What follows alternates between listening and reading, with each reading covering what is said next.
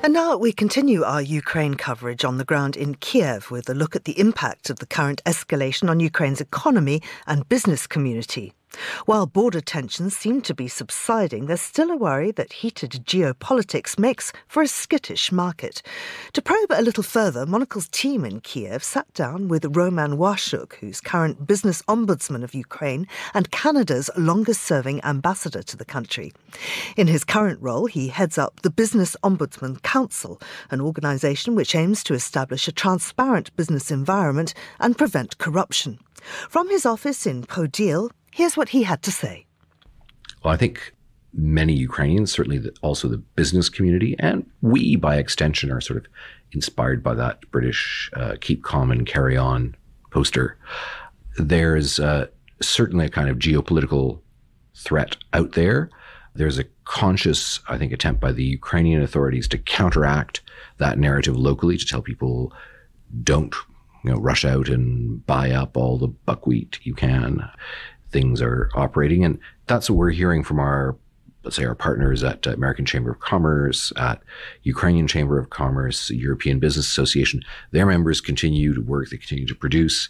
And, frankly, 2021 was a pretty good year for the Ukrainian economy. It grew by over 3%.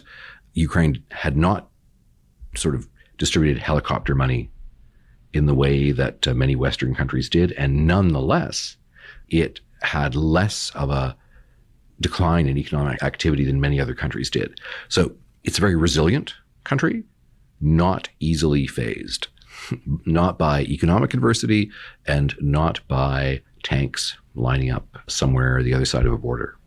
So I guess if the concerns are less about geopolitics, what would you say are the main challenges to the Ukrainian economy at the moment? Well, I think like many other places globally, inflation is a worry to people. Naturally, the spike in energy prices, it's affecting the national economy, not necessarily affecting the consumer, because the government took the decision to peg rates at last fall's levels. But that means the state energy companies racking up the need for subsidy. And those bills will come due later this year, and that will be an economic policy challenge for the government. I think there's the usual sense that courts and rule of law needs to be improved. There are laws now on the books to review the status of current judges, institute new integrity mechanisms, but those are at a very early stage.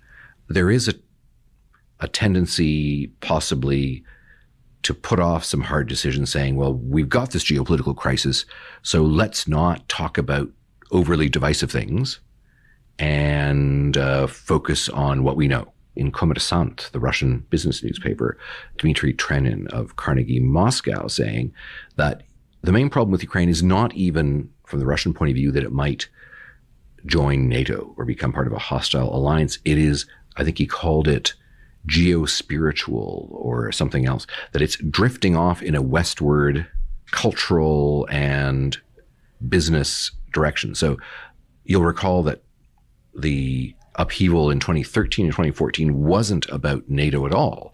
It was about the association agreement with the EU. And I think what the Russians already understood then, and what Putin's even more upset about now, is that if the rules of the game in Ukraine keep changing to a more sort of horizontal, transparent mode of doing things, as opposed to a kind of vertical authoritarian way of doing things, his grip on the country dissipates. So in that sense, I would argue that despite crisis, keep working on structural elements. It's actually a source of national strength as Ukraine heads into the future. So one other aspect that I can only imagine is part of this too is, of course, restoring trust for foreign investors to come in, foreign investment to come into the country. That also is where it seems to me the biggest challenge now would be, given the current geopolitical situation. What is your sense of whether people are still prepared to invest here? How do you convince them that it is still worth staying and investing in Ukraine? Well, This will truly be a test of the adage that any publicity is good publicity, because certainly there's been more wall-to-wall Ukraine in the global media than there ever has been before. I think it's interesting to see that major multinationals, as well as, sort of German Mittelstand, people like that who've invested here, they're all still here. Nobody is heading for the exits.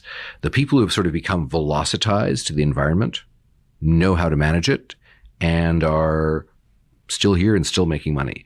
I've told the Ukrainian media that I don't expect plane loads of investors to be showing up in the next couple of weeks for risky new projects. Good time for contrarians, but I think also important to note that, and I think if you talk to the German Chamber of Commerce, AmCham and others, they have seen no outflow of companies.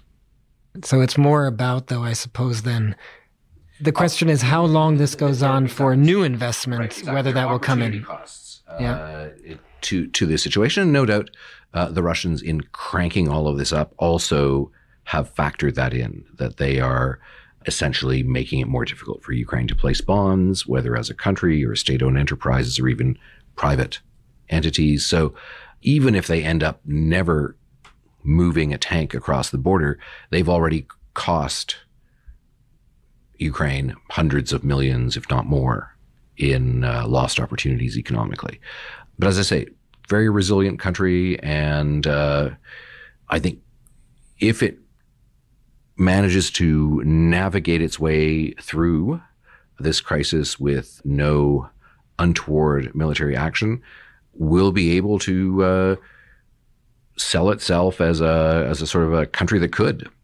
And it's not a little country either. It's like basically the largest country entirely in Europe. May not have loomed large in people's consciousness, but it's actually big.